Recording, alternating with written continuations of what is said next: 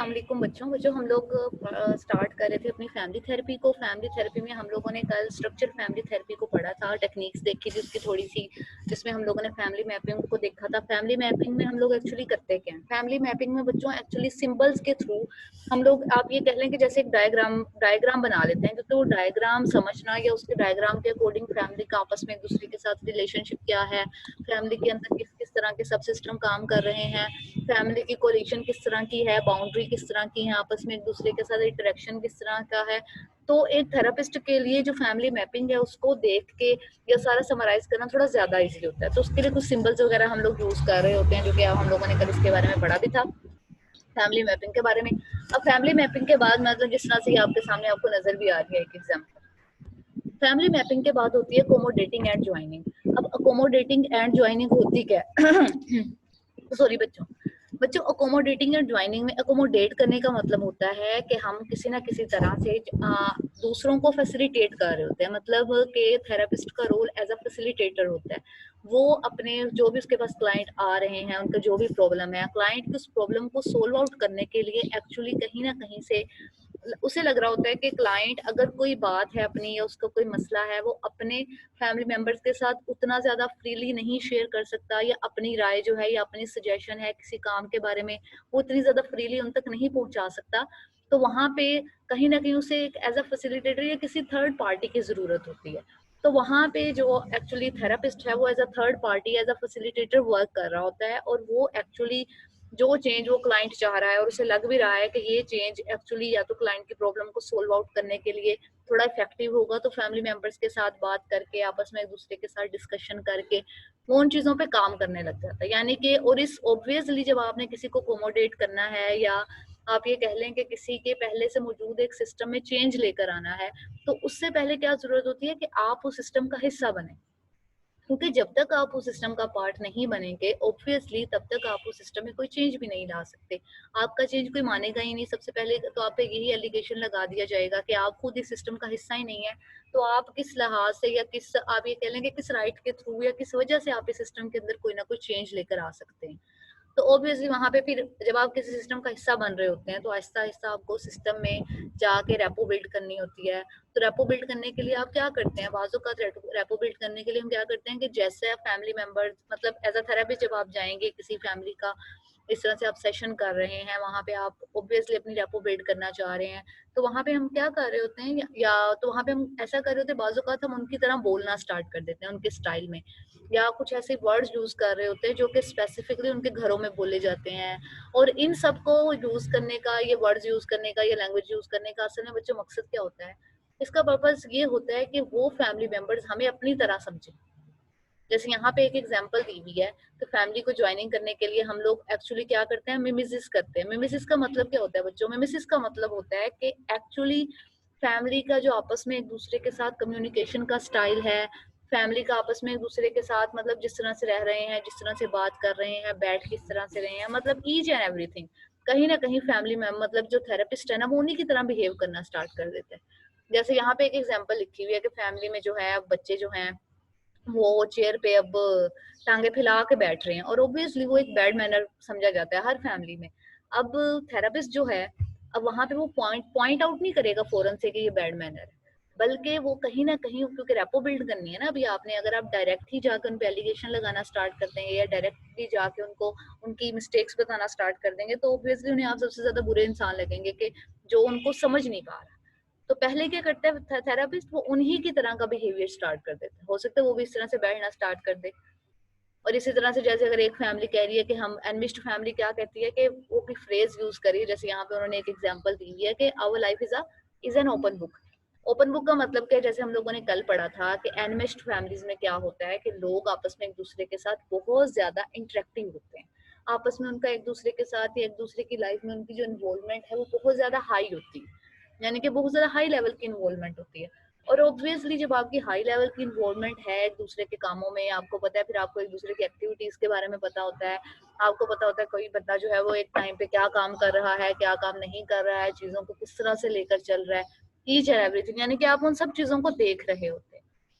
अब यहाँ पे ऑब्वियसली फिर इस बात को मतलब अब वहां पे कोई क्लाइंट आया और उसके लिए सबसे बड़ी प्रॉब्लम ही ये है कि जी उनकी लाइफ उनके वहाँ पे उनकी फैमिली में किसी की भी कोई प्राइवेट लाइफ नहीं है, या पर्सनली अगर वो कोई काम करना चाह रहे हो तो वो किसी से छुप नहीं सकता, या सब लोगों को पता चल जाता है। अब वो उसको एक प्रॉब्लम कंसीडर कर रहे हैं। तो आहिस्ता आहिस्ता फैमिली थेरेपिस्ट क्या करेगा, आहिस्ता आहिस्ता उस फैमिली का हिस्सा बनेगा, पहले उन्हीं की तरह बिहेवियर शो करेगा। फिर उस पर्सन ने अगर स्पेसिफिकली बताया कि उसे इन इन लोगों से प्रॉब्लम है, या ये लोग जो उसके कामों में सबसे ज्यादा दखल देते हैं, तो वहां पे थेरेपिस्ट क्या करेगा, उसी तरह उन्हीं के कामों में बार बार दखल देगा, ताकि उस चीज को वो भी एक दफा फील करें। क्योंकि जब तक आप कोई चीज या कोई बात खुद फील नहीं करते, आपको वो चीज चेंज करना मुश्किल लग रहा होता है। मतलब ज्यादातर ऐसा ही होता है बच्चों। तो इसीलिए एज अ थेरापिस्ट हम उस जगह को, उस फैमिली को ज्वाइन कर लेते हैं। फैमिली को ज्वाइन करने के बाद ऑब्वियसली जो हमें लग रहा होता है कि फैमिली के सिस्टम में, उनके स्ट्रक्चर में ये खराबियां हैं, या ये चीजें प्रॉब्लम क्रिएट कर रही होती हैं, तो आहिस्ता आहिस्ता ग्रेजुअली हम उन प्रॉब्लम से वर्कआउट करना स्टार्ट कर रहे होते हैं। समझ आ गई है बच्चों अकोमोडेटिंग एंड ज्वाइनिंग की?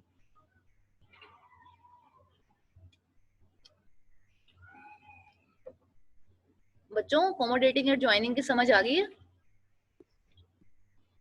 Yes yes ma'am. मैम। अक्सर आप सो रही हैं? कौन मैम?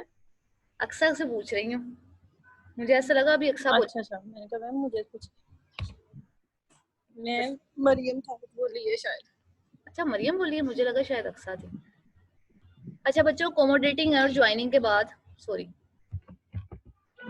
जो डिफरेंट और हम लोग कह सकते हैं कि हमें स्ट्रक्चर फैमिली थेरेपीज ने कुछ और टेक्निक्स के बारे में बताया है, वो आपके सामने फर्दर वन बाय वन हम लोग बता रहे हैं।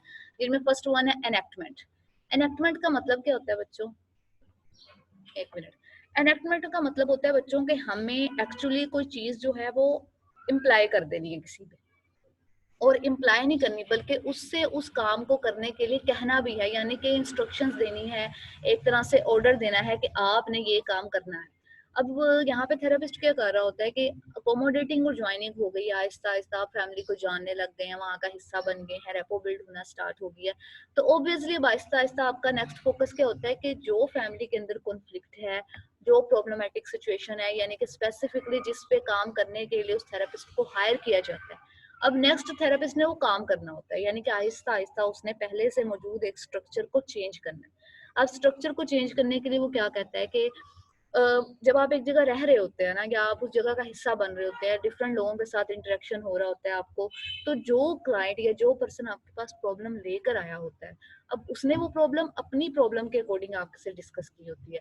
लेकिन जब आप उस जगह का हिस्सा बन रहे होते हैं, वहां पे जाके उन चीजों को, उस एनवायरनमेंट में जाके खुद चेक कर रहे होते हैं, खुद फेस कर रहे होते हैं, तो आपको बाजू का ये पता चल रहा होता है कि जो आपको रिपोर्ट किया गया था वो कहीं ना कहीं उसमें बहुत से लूप होल्स थे, बहुत सी, आप ये कह लें कि उसके अंदर बहुत कुछ आपको जो बताया गया था वो वैसा था ही नहीं। बल्कि अब जो प्रेजेंट सिचुएशन क्या है उस पर आपने भी वर्क करना होता है। तो फिर आहिस्ता आहिस्ता इनेक्टमेंट में फैमिली, ऑब्वियसली थेरेपिस्ट क्या करता है कि फैमिली की कोलिशंस को जान रहा होता है आहिस्ता आहिस्ता, फिर उनके अलायंसेस को जान रहा होता है, तो आहिस्ता आहिस्ता वो उनको चेंजेस के बारे में सजेशन दे रहा होता है। चेंजेस के बारे में बच्चों हम इस तरह से सजेशन दे रहे होते हैं कि कहीं ना कहीं हम फैमिली को सिर्फ बार बार ये यकीन दिला रहे होते हैं कि हमसे ज्यादा उनका वेलविशर कोई है ही नहीं, और अगर उनकी फैमिली में ये चीजें, ये रूल्स एंड रेगुलेशन चेंज हो जाएंगे तो इसका उन पे बहुत ज्यादा पॉजिटिव इफेक्ट होगा। और positive effect in the sense कि जो फैमिली के आपस के झगड़े हैं, एक दूसरे के साथ कॉन्फ्लिक्ट हैं, वो आहिस्ता आहिस्ता रिजोल्व हो जाए।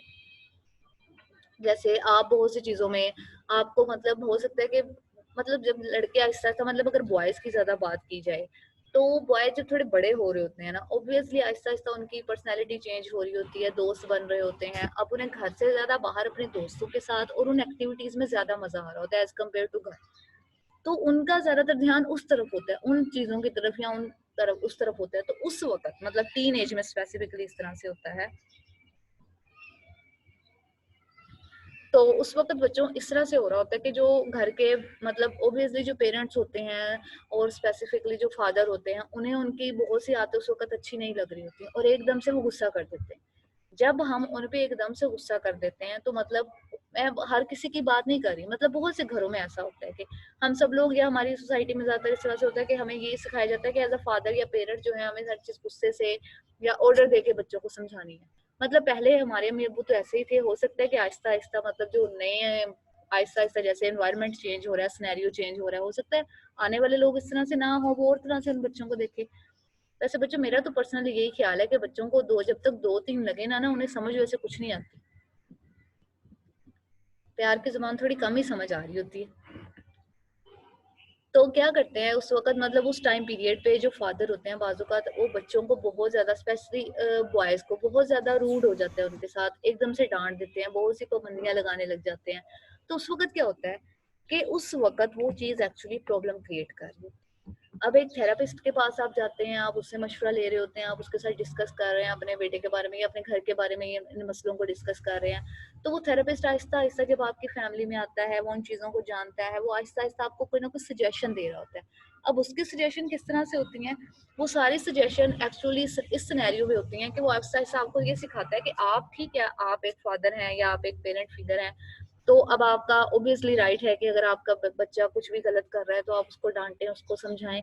लेकिन अब आपने आहिस्ता आहिस्ता उसको इस वे में समझाना है कि उसके लिए वो चीजें जो हैं वो बच्चों मतलब शेमफुल ना हो, वो उन चीजों को ये ना समझे कि मुझे सबके सामने डांटा जा रहा है, मेरी ईगो हर्ट हो रही है, सेल्फ रिस्पेक्ट हर्ट हो रही है। यानी कि कहीं ना कहीं उसका दोस्त बन के उसको कहीं ना कहीं कुछ कामों की इजाजत दे दी जाए और आहिस्ता आहिस्ता उसको कामों से रोका जाए। जैसे आप आहिस्ता आहिस्ता, अगर आपने पहले कहा है कि जी मगरिब के बाद घर नहीं जाना, तो आप थोड़ा सा टाइम चेंज कर दें, थोड़ा सा आगे ले जाएं कि बच्चों तुमने 7 बजे तक घर आ जाना है या जी 8 बजे तक आपने घर आ जाना है। क्योंकि जब आप इस तरह से आहिस्ता आहिस्ता स्पेसिफिकली या ग्रेजुअली चेंज लेकर आ रहे होते हैं तो वो चेंज फैमिली मेंबर्स को ज्यादा अच्छे से समझ आ रहा होता है, एज कम्पेयर टू कि अगर आप आपस के कॉन्फ्लिक्ट्स को रिजोल्व नहीं कर रहे हैं और आपको लगता है कि डांट डपट से या इस तरह करने से वो सारी चीजें इजीली रिजोल्व हो जाएंगी, तो वो ज्यादा, यानी कि आपस में फिर वो ज्यादा कॉन्फ्लिक्ट्स रेज कर देते हैं।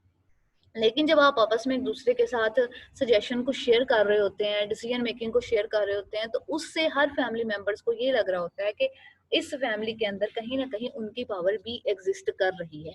तो ये होती है एनेक्टमेंट, यानी कि जिसमें स्पेसिफिकली आपको किसी भी चीज को चेंज करने के लिए बाकायदा सजेशन दे दी जाती है कि ये सजेशन अब आप अप्लाई कर दें उस फैमिली पे और अब आपने इसके अकॉर्डिंग अपना आहिस्ता आहिस्ता चेंजेस लेके आने हैं अपने अंदर। और बच्चों उसके बाद नेक्स्ट वन है इंटेंसिटी। मतलब इंटेंसिटी से मतलब अगर हम इसका वर्ड का मीनिंग लें तो आपको सिर्फ यही नजर आ रहा होगा कि इंटेंसिटी का मतलब है कि कोई ऐसी चीज जिसपे सबसे ज्यादा रोल दिया जा रहा है या बहुत ज्यादा इंपॉर्टेंस दी जा रही है। अब ऑब्वियसली हमने ये बच्चों को सजेशन दे दिए हैं या आहिस्ता आहिस्ता सजेशन अप्लाई करना स्टार्ट हुए हैं।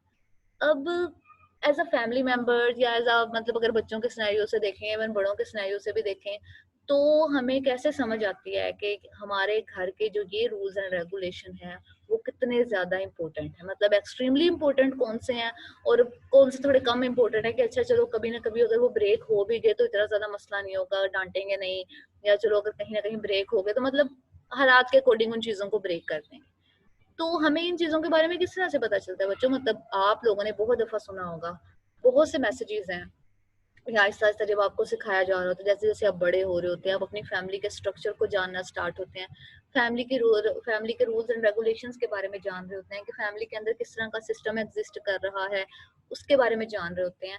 तो उस वक्त क्या होता है कि अगर कोई मैसेज बार बार, मतलब जितना ज्यादा रिपीट किया जाता है और स्पेसिफिकली डिफरेंट टाइम पे वो रिपीट किया जा रहा होता है, तो आपको पता चल जाता है कि फैमिली के अंदर ये बातें हैं जिनको आपने एक्चुअली ज्यादा इंपॉर्टेंस देनी है और इन चीजों को आप बिल्कुल भी चेंज नहीं कर सकते, और जिनके बारे में थोड़ा कम कहा जा रहा होता है, आपको लग रहा होता है अच्छा चलो कोई बात नहीं है, अगर इन चीजों को हम कहीं ना कहीं ब्रेक कर भी देंगे तो हमें इसके बारे में ज्यादा पूछ नहीं होगी।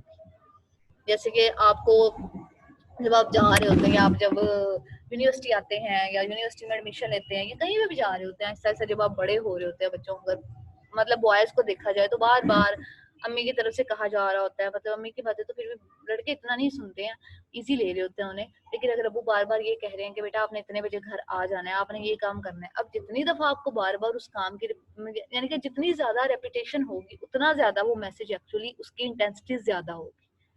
और फिर जस्ट रेपिटेशन वहां पे वर्क नहीं कर रही है, रेपिटेशन के साथ कि वो काम आपको समझाने के लिए घर वालों ने कितना ज्यादा टाइम स्पेंड किया या आपको किस तरह से आहिस्ता आहिस्ता समझाना स्टार्ट हुए। तो यहाँ पे ये चीजें होती है इंटेंसिटी की, अगर आप घर में कोई चेंज लेकर आ रहे हैं या आपने कोई सजेशन सोची है या आपने घर के किसी रूल्स एंड रेगुलेशन को चेंज करने के बारे में सोचा है, तो अब वो चेंज तो आप कर रहे हैं, अब चेंज कर दिया, इनेक्टमेंट करवा रहे हैं, लेकिन अगर वो इनेक्टमेंट सिर्फ एक दिन की है, सिर्फ एक टाइम के लिए है, तो वहां पे क्या होगा, फिर आपको पता चल जाएगा जी चलो ये इतना ज्यादा इंपॉर्टेंट नहीं है। लेकिन जब आपको बार बार रिपीट में वो बात बताई जाती है कि नहीं ये काम आपने करना है, तो उसके उससे उस काम की इंटेंसिटी का पता चल रहा होता है कि हमारे घर में या हम सबके घर में ये रूल्स हैं, ये रेगुलेशंस हैं, जिनको हम लोगों ने फिल फोर या हर तरह से अप्लाई करना है, इनके बारे में यानी कि कहीं पे भी कोई कमी या फ्लेक्सिबिलिटी नहीं है आपको मिल सकती। ठीक है बच्चों, इंटेंसिटी की समझ आ गई है? Yes ma'am. और बच्चों इंटेंसिटी, ऑब्वियसली इंटेंसिटी कहीं ना कहीं हमारे जो फैमिली के दरमियान इंटरेक्शन, इंटरपर्सनल इंटरेक्शन जितना ज्यादा होगा, या फैमिली मेंबर्स आपस में एक दूसरे से जितने ज्यादा क्लोज होंगे, उतनी ही ज्यादा किसी भी मैसेज को या किसी भी सजेशन के बारे में आपकी इंटेंसिटी का पता चल रहा होता है। क्योंकि जब आप आपस में एक दूसरे के साथ ज्यादा क्लोज होते हैं तो आपको वो चीजें ज्यादा अच्छे से समझ आ रही होती है। हम लोग अगर अपने कल्चर के अकॉर्डिंग अपने घरों में देखें तो हमें बहुत ज्यादातर बातें किसने सिखाई हैं? ऑब्वियसली हमारी अम्मी ने, हमारी मदर ने सिखाई हैं, क्योंकि उनका हमारे साथ रिलेशन और तरह का है एज कम्पेयर टू फादर। अब बहुत सी बातें फादर हमें डायरेक्ट नहीं सिखा सकते, या वो उस तरह से नहीं बताई जाती, या हम सबके घरों में जो फादर हैं ऑब्वियसली उनके लिए जब भी उनके बारे में हम मतलब हम अम्मियाँ यही सिखाती हैं, थोड़ा रोबदार किस्म के होते हैं, या उनके सामने बच्चों आपने इस तरह की हरकतें नहीं करनी है, आपने ये काम नहीं करने, उनके सामने आपने इस तरह से बैठना है, इस तरह का बिहेवियर शो करना है। तो ये सारी चीजें जो होती है ना बच्चों, यही होती हैं जो कि आपको बता रही होती हैं कि फलां चीज जो है वो आपके लिए इस हद तक इम्पोर्टेंट है, और फलां चीज अच्छा चलो उसमें कोई मिस्टेक भी होगी या कुछ हो गया तो इतना ज्यादा मसला नहीं होगा, या वो इस तरह से नहीं चलेगा। ठीक है, अब ये तो थे हमारे कुछ आप ये कह लें बच्चों के टेक्निक्स थी हमारी स्ट्रक्चरल फैमिली थेरेपी की। इंटेंसिटी के बारे में हमने पढ़ लिया, एनेक्टमेंट देख लिया, उसके बाद हमने एक सबसे ज्यादा इंपॉर्टेंट चीज जो पढ़ी थी स्ट्रक्चरल फैमिली थेरेपी में, वो थी फैमिली बाउंड्रीज।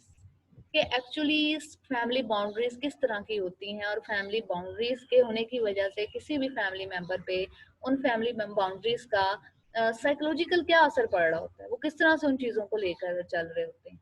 तो ऑब्वियसली अब अगर आपको लग रहा है कि फैमिली के अंदर बहुत ज्यादा फ्लेक्सिबल बाउंड्रीज हैं या बहुत ज्यादा रिजिड बाउंड्रीज हैं, या फैमिली मेंबर्स को एक्चुअली स्पेसिफिकली उन बाउंड्रीज से ही मसला है, तो अब ऑब्वियसली उन नेक्स्ट स्टेप क्या होता है कि अब हमने आहिस्ता आहिस्ता उन बाउंड्रीज को चेंज करना है। तो ऑब्वियसली जब हम उन बाउंड्रीज को चेंज करने की तरफ बढ़ रहे होते हैं या उनको चेंज करने के लिए कुछ ना कुछ कर रहे होते हैं, तो हम क्या करते हैं कि हम स्पेसिफिकली हर एक बाउंड्री को चेंज नहीं कर रहे होते, क्योंकि हर घर में हमेशा हमारे सारे रूल्स एंड रेगुलेशन हमारे लिए प्रॉब्लम नहीं क्रिएट कर रहे होते। मतलब एज अ मतलब जब हम उस एज में होते हैं तो एज अ चाइल्ड हमें ये लग रहा होता है कि घर वाले शायद हम पे बहुत ज्यादा पाबंदियां लगा रहे हैं, वो हमें इस तरह से लेकर चल रहे हैं और वो हमारी बातों को समझ नहीं पा रहे हैं, तो हमें उस वक्त सारे रूल्स एंड रेगुलेशन बहुत बुरे लग रहे होते हैं। लेकिन असल में जो ऑब्वियसली एक पर्सन एक थेरेपिस्ट है वो आपसे बड़ा है, वो उन चीजों को आपसे ज्यादा अच्छे से जान रहा है, तो वो क्या करेगा, अब उसे पता है कि इनमें से बहुत सी बाउंड्रीज ऐसी हैं जो कि हमारे फायदे के लिए, या जिन पे अमल करने से आप ये कह लें जिनको देखने से हमें फायदा होगा, लेकिन वहीं पे बहुत सी बाउंड्रीज ऐसी हैं जो कि हमारे लिए नहीं इतनी ज्यादा फायदेमंद, और हमें उनको चेंज कर सकते हैं। तो इसी तरह जो बाउंड्रीज हम मतलब कि चेंजिंग बाउंड्रीज में क्या होता है कि जो बाउंड्रीज या जो रूल्स एंड रेगुलेशंस लग रहा होता है कि ये हमारे लिए उतने ज्यादा अच्छे नहीं है, या हम लोग उनको ज्यादा अगर इफेक्टिव वे में लेकर चलेंगे तो वो थोड़े इफेक्टिव वे में चलेंगे और अच्छे से उन पे काम किया जा सकेगा, तो ऑब्वियसली फिर हमारा ज्यादातर ध्यान उन पे हो जाता है। उसमें बच्चों क्या होता है चेंजिंग बाउंड्रीज में कि बाउंड्री की मार्किंग की जाती है, ये देखा जाता है, मतलब मार्किंग स्टाइल आप ये देख लें कि हम उनको नंबर्स असाइन कर देते हैं कि इनमें से कौन कौन सी जो बाउंड्री है या कौन कौन से रूल्स एंड रेगुलेशंस हैं जो कि इफेक्टिव हैं, जो कि ज्यादा प्रॉब्लमेटिक नहीं है, और कौन कौन से रूल्स एंड रेगुलेशन है जो एक्चुअली उस फैमिली के लिए ज्यादा प्रॉब्लम्स क्रिएट कर रहे हैं। तो अब जो ज्यादा प्रॉब्लम क्रिएट कर रहे होंगे, हमारा सबसे पहला गोल या सबसे पहला मकसद यही होता है कि हमने उन प्रॉब्लमेटिक बाउंड्रीज पे वर्क करना है, यानी कि आहिस्ता आहिस्ता उन बाउंड्रीज को खत्म करना है, या आहिस्ता आहिस्ता उनके अंदर चेंज लेके आना है, या ये कह ले कि उनको मॉडिफाई करना है। यानी कि ऑब्वियसली उन बाउंड्रीज की वजह से फैमिली के अंदर एक अनबैलेंस क्रिएट हो रहा है, लोगों के आपस में फैमिली मेंबर्स के आपस के इंटरपर्सनल रिलेशनशिप खराब हो रहे हैं, और ऑब्वियसली जब इंटरपर्सनल रिलेशनशिप खराब हो रहे हैं तो आहिस्ता आहिस्ता जो सब सिस्टम की पावर है उसको भी कोई ना कोई चैलेंज कर रहा है, फिर आहिस्ता आहिस्ता फैमिली स्ट्रक्चर में कोई ना कोई मिस्टेक आ रही है, तो आहिस्ता आहिस्ता ग्रेजुअली हमने वो चीज लेकर आनी है। जैसे फॉर एग्जांपल अगर अगर हम एनिमिस्ट फैमिली की एग्जांपल लें, तो एनिमिस्ट फैमिलीज में क्योंकि सब लोगों का आपस में एक दूसरे के साथ इंटरेक्शन बहुत ज्यादा हाई होता है और सब एक दूसरे के साथ हर चीज शेयर कर लेते हैं, तो वहां पे जो पावर है वो हायरार्किकल नहीं होती, बल्कि वहां पे क्या होता है कि बच्चों के पास भी वैसी ही पावर होती है, पेरेंट्स के पास भी कहीं ना चाहते थोड़ी बहुत ज्यादा होगी, लेकिन कोई पावर का एक सिस्टम नहीं है कि ज्यादा पावर किसके पास है, कम पावर किसके पास है, बड़े बहन भाइयों के पास किस हद तक पावर है, किस हद तक रिस्पॉन्सिबिलिटीज हैं, और छोटे बहन भाइयों के पास क्या क्या पावर्स और क्या क्या रिस्पॉन्सिबिलिटीज हैं, यानी कि उन चीजों के बारे में हमें पता नहीं चल रहा होता। तो इसीलिए फिर वहां पे हम किस चीज को चेंज करेंगे, अगर हम एनिमिस्ट फैमिली की एग्जांपल लें, तो वहां पे आहिस्ता आहिस्ता हम जो उनके पेरेंट्स हैं सारी फैमिली को आपस में लेकर बैठेंगे, उन्हें कोई ना कोई बात समझाएंगे और उन्हें एक्चुअली ये एहसास दिलाएंगे कि फैमिली के अंदर पावर का एक स्ट्रक्चर होना चाहिए। आपके पेरेंट्स के पास किस हद तक पावर होनी चाहिए, किस हद तक रूल्स आपके ऊपर अप्लाई करने चाहिए उन्हें, फिर उसके बाद बड़े बहन भाइयों को इन चीज़ों को किस किस तरह से लेकर चलना चाहिए, और फिर ऑब्वियसली सबसे छोटे बहन भाइयों के क्या क्या राइट्स होने चाहिए, उनकी क्या क्या रिस्पॉन्सिबिलिटीज हैं। यानी कि ये सजेशन अब आपने दे दी आहिस्ता आहिस्ता बाउंड्रीज को चेंज करने की तरफ।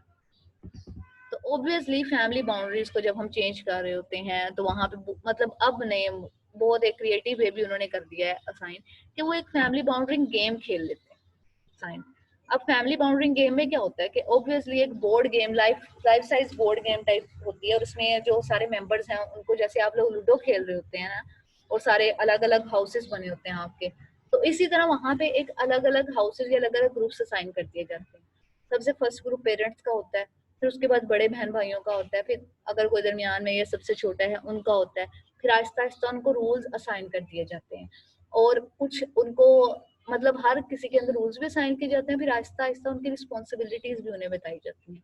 और थेरेपिस्ट एक्चुअली उन्हें ये कहता है कि आपका ये एक्चुअली एक होमवर्क टाइप है, और ये गेम आपने अपने घर में, चलिए अगर आप डेली नहीं खेल मतलब डेली आप सारा दिन इस तरह से नहीं रह सकते, तो अच्छा आपने जी इतने घंटे इस तरह से वर्क किया करना, या चलिए आपने दोपहर में शाम में इस तरह से बस आपने इस गेम के अकॉर्डिंग काम करना।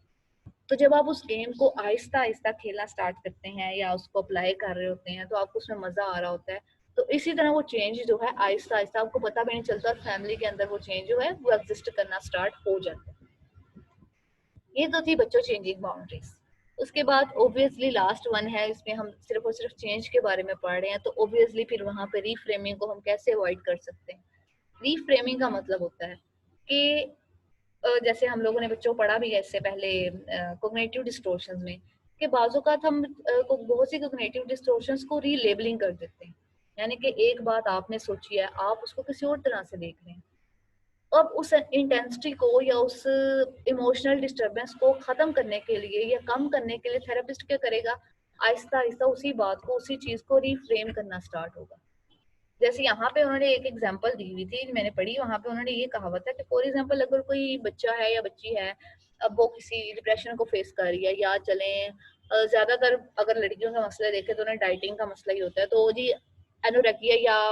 एनोरेक्सिया या बुलिमिया को फेस कर रहे हैं। अब एनोरेक्सिया या बुलिमिया जो है बच्चों, ऑब्वियसली हम उसे एक डिसऑर्डर कहते हैं। अब जब हम वर्ड डिसऑर्डर या सिक यूज कर रहे होते हैं, तो जिस पर्सन को हम ये कह रहे हैं, ऑब्वियसली उसके लिए वो चीज एक सबसे ज्यादा प्रॉब्लम की बात है। उसे लगेगा शायद वो कोई काम ही नहीं कर सकता, शायद वो बीमार है, या वो दूसरों की तरह का नहीं है।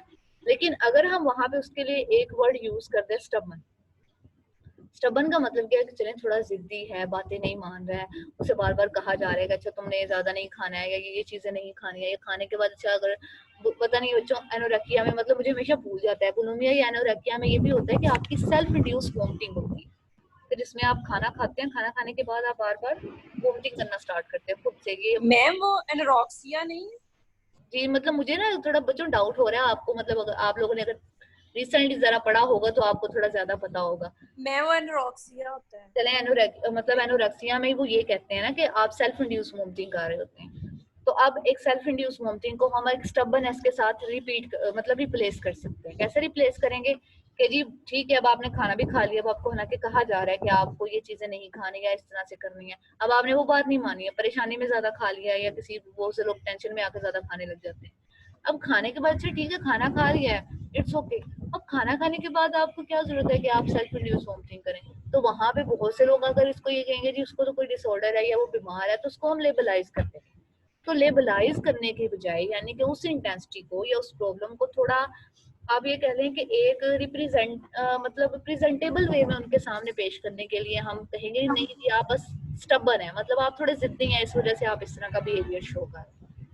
अब आहिस्ता आहिस्ता, क्योंकि ऑब्वियसली वो पर्सन के अंदर वो प्रॉब्लम तो है, लेकिन अगर हम उसे स्टार्ट में ही वो प्रॉब्लम ही डायरेक्ट कह देंगे तो वो उन चीज़ों को ज़्यादा पर्सनली लेगा, उन चीज़ों के साथ वो मतलब बहुत ज़्यादा परेशान हो जाएगा। लेकिन अब हमने उसकी थोड़ी सी इंटेंसिटी कम की और उसको ये कह दिया कि नहीं ये तो कुछ भी नहीं है, बस आप जिद नहीं, आहिस्ता आहिस्ता अपनी जिद कम करो।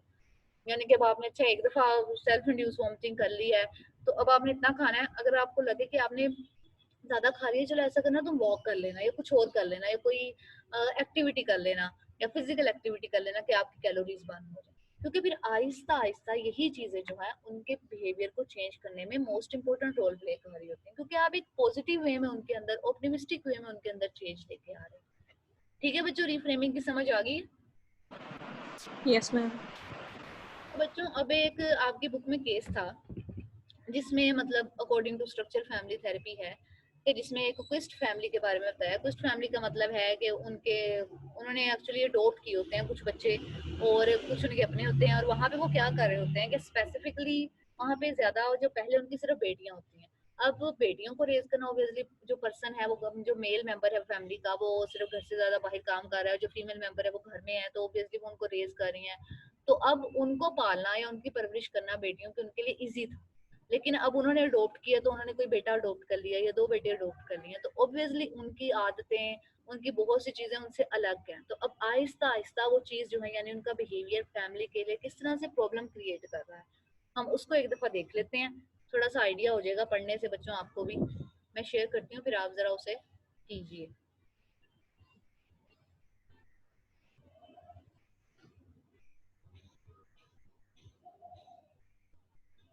जी बच्चों, अब आपके सामने ये एक एग्जाम्पल है। अब एग्जाम्पल को जरा आप रीड आउट करें। कौन रीड आउट करेगा? सहर चलें आप करें।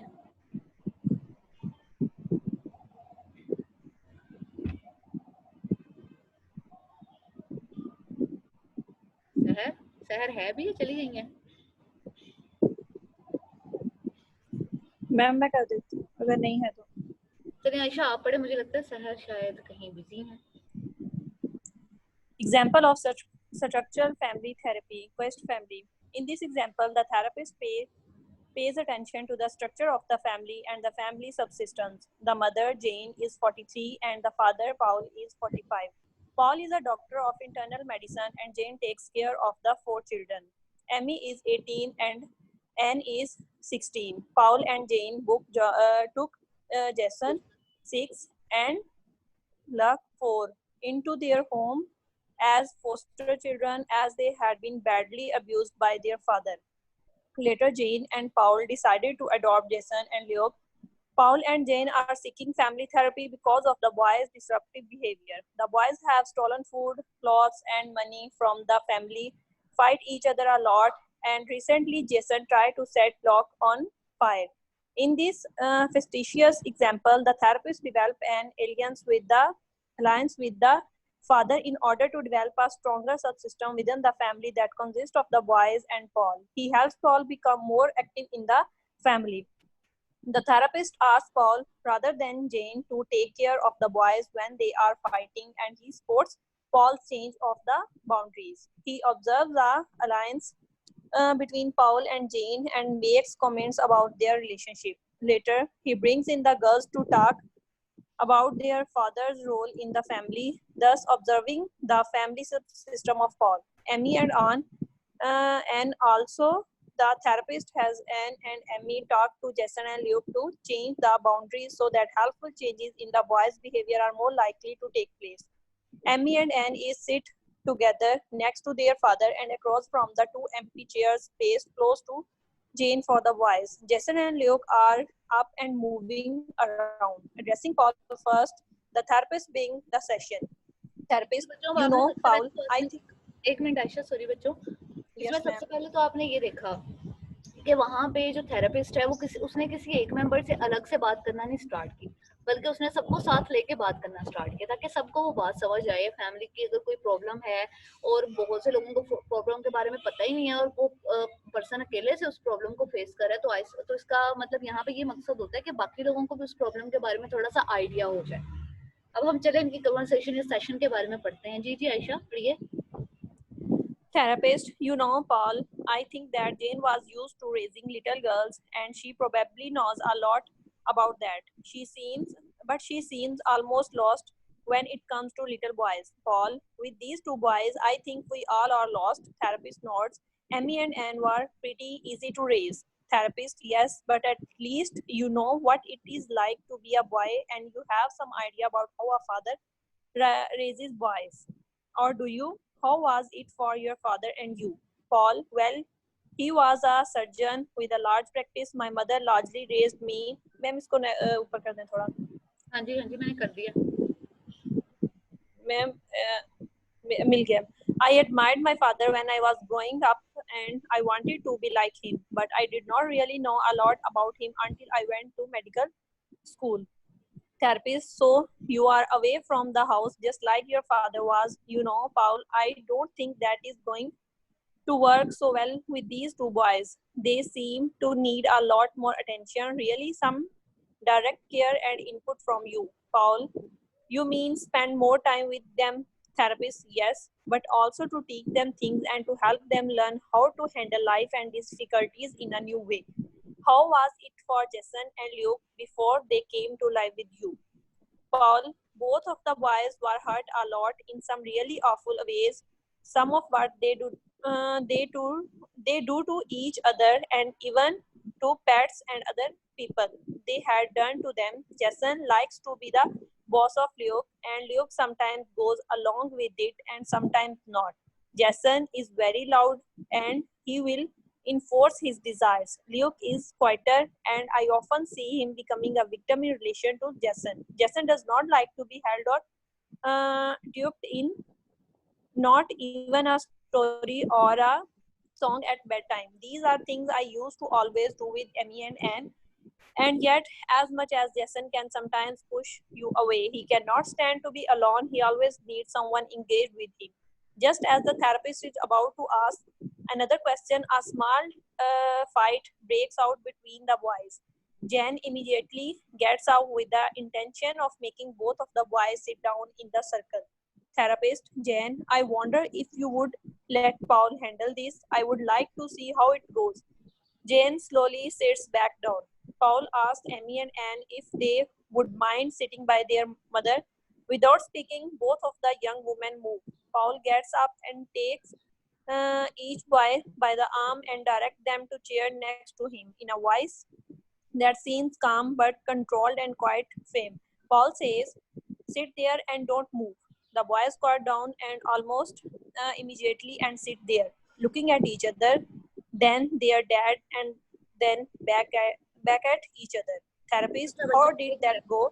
एक मिनट आयशा. Yes, ma'am. अच्छा बच्चों देखो यहाँ पे मतलब वो लोग एक बात करें एक फैमिली मेंबर्स को, मतलब कि वहाँ पे ये मसला हुआ कि एक्चुअली स्पेसिफिकली तो उन्होंने उन बॉयज को जो था अडॉप्ट किया था और एक ऐसी फैमिली से अडॉप्ट किया था जहाँ पे उन बॉयज के जो अपने फादर थे उन्हें फिजिकली अब्यूज करते थे, यानी कि बहुत मारते पीटते होंगे, मे भी गालियां देते होंगे या कुछ भी करते हो.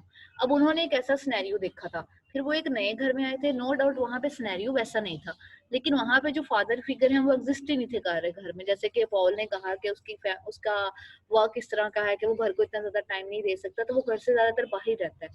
तो ऑब्वियसली एक मदर के लिए उसने पहले जो रेस किया हुआ उसने सिर्फ जो है उनके घर में सिर्फ गर्ल्स थी, उनको पालना या उनकी चीजों के बारे में देखना और तरह का था, क्योंकि उनको घर का माहौल अच्छा मिला था, तो उनके लिए वो चीजें प्रॉब्लमेटिक नहीं थी, उनका बिहेवियर भी अच्छा था. इसलिए जब बॉयज आए थे उनका बिहेवियर, क्योंकि वो कहीं ना कहीं अपनी हिस्ट्री के साथ आए थे, तो उन्होंने बहुत से वैसे काम करने या उनका बिहेवियर थोड़ा डिस्ट्रप्टिव था. अब फैमिली उससे इफेक्ट हो रही है. अब जैसे ही मतलब वहां पे थेरेपिस्ट को ये पता चला है कि अगर बॉयज को कंट्रोल करना, मतलब एक फादर ज्यादा अच्छे से जानते हैं कि उनको किस तरह से लेकर चलना है या किस तरह से उनको कंट्रोल करना है, तो ऑब्वियसली उसने फिर उन्हें इन्वॉल्व किया. और अभी आपने देखा कि जैसे ही फादर ने उन्हें कहा है कि तुम लोग यहाँ पे बैठ जाओ और यहाँ से हिलना मत, या जिस तरह से भी कहा है, कहा उसने क्वाइट मैनर में ही है, लेकिन हो सकता है कि उसके फेशियल एक्सप्रेशन थोड़े ऐसे हों गुस्से वाले कि वो बॉयज फौरन आराम से बैठ गए, उन्होंने आगे से कोई बात नहीं की. अब देखते हैं कि थेरेपिस्ट जो है वो आगे उस बात को किस तरह से लेकर चल रहा है. जी आयशा. या मैम हो सकता है कि मतलब लड़के जिन घरों से आए हो वहाँ पे मैम फादर डोमिनेंट हो, जी तो मैम बच्चों, इस वजह से उनका मैम माइंडसेट ये हो कि अगर इसने कहना है तो हमने इसकी बात को मानना है। ये भी हो सकता है, exactly. Therapist, how did that go, Jane? It won't lost. Therapist, nothing lost. But Paul, how was that for you? Paul stays silent. Did you notice that they seem to listen to you and do as you asked? Paul, Jane's right. It won't last. Therapist, maybe not, but something needed to happen and you got it to happen. I am wondering if you and Jane could have a talk about what things Jason and Luke need to learn, what they need to handle, and which of you might be best able to get these essential messages across to them. Ma'am आगे भी पढ़ना है? जी जी पढ़ ले, मैं नीचे, एक minute बच्चों। हाँ जी, इसको पूरे को खत्म कर लें क्योंकि हम लोग कर लें। Okay ma'am, okay ma'am. Paul and gene, ma'am बस वो था अभी। अच्छा, एक मिनट मैम मुझे लगा चलो। मैम बस इधर। Paul and Jane identify a number of concerns from the boys' use of violence to resolve conflict to the special needs they will have related to education. Paul mentions sports, fishing, and camping. Jane wants music lesson for the boys, perhaps the violin. Paul suggests taking them to work with him occasionally. Jane is interested in developing a love of the arts, museum, galleries, etc. Both parents think Jason and Luke should take part in the work of the household, but Paul means working out in the yard and Jane means cleaning their rooms and bathrooms. The sequences of the conversation seems to follow a fixed pattern. Paul suggests something he feels is important for the boys' growth and development or the bring them into the family more fully. Jane acknowledges what he says, but then immediately advances an idea of her own, almost as a substitute for what Paul is suggesting. Paul starts to speak, and then Jane makes reference to what they always did with the girls, and it worked. Paul then falls silent for a while before bringing up another possibility or responding to Jane's ideas. Therapist, I think the way this conversation is going, Jane, that there must be a right way to help Jason and Luke, and Paul does not seem to know what it is unless you guide him. Jane, I just want him to be more involved with the boys. Therapist, probably won't happen if none of the things he wants to do with them is considered acceptable. Why don't you like his ideas? Ma'am इसको ऊपर करेगा। एक minute जी Ayesha. Jane, there's just so much to be done. Ma'am कहाँ चला गया? Ma'am थोड़ा अच्छा ठीक है ma'am. And what he wants seems more like well-paid therapist. I don't know if that's true. It's like I was saying before. I think you know a lot about raising Anne and Amy. You did a nice job with them, but boys are harder. They need something different, maybe something that only Paul can give them, like how to be a gentle, caring man in the company of both women and other men. Yes, ma'am. बच्चों आपकी यहाँ पे actually call and हो रही है। Okay ma'am. तो फिर बताएं, दोबारा से करवा दूं या फिर आप लोगों ने अब जाने का सोचा है? देख ले मैम, जैसे आपको जाने का लगता है। मुझे पहले ही पता था। अच्छा बच्चों, मैंने आपको ये याद करवाना था कि नेक्स्ट फ्राइडे को आप लोगों ने अपनी एक रिपोर्ट सबमिट करवानी है। Okay ma'am. Okay ma'am. चलिए फिर अब मैं ये एंड कर रही हूँ, जो रह गया फिर इंशाल्लाह ताला नेक्स्ट क्लास में हम लोग कंटिन्यू करेंगे। Okay ma'am. अल्लाह हाफिज़।